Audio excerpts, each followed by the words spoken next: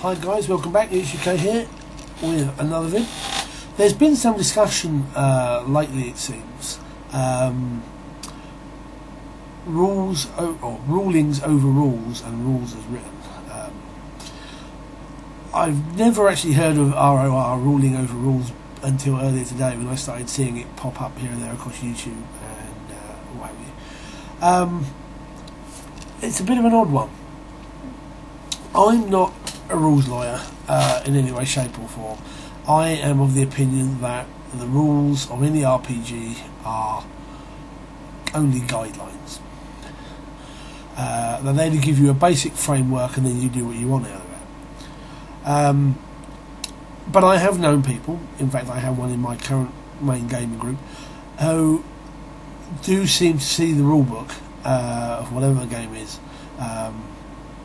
as set in stone. This is what it says, so this is what you'll do, sort of thing.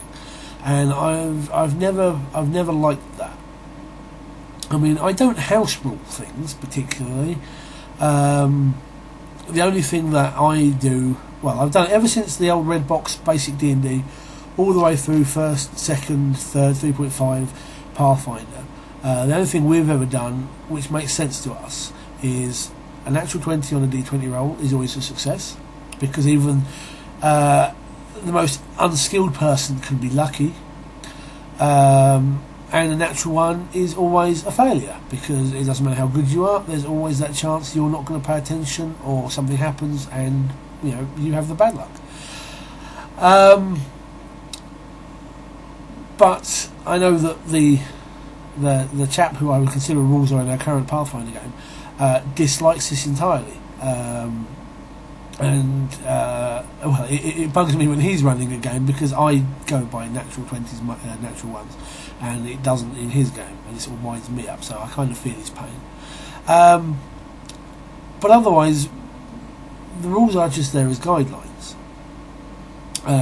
One isn't, rules as intended and rules as written aren't the be-all and end-all of gaming, I don't think. It can cause issues though. I don't know whether I mentioned this in the past, but we used to have a chap that played D&D 3rd edition with us, who really went off on one in a particular situation we had that I was running.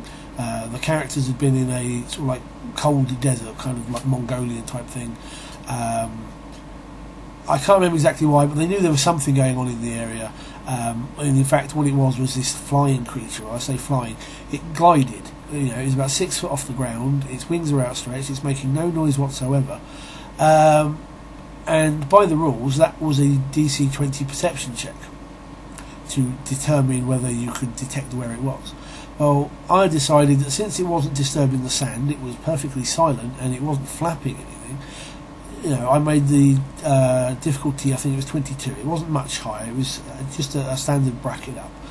And he rolled 21 and then instantly decried, okay, it's not invisible then.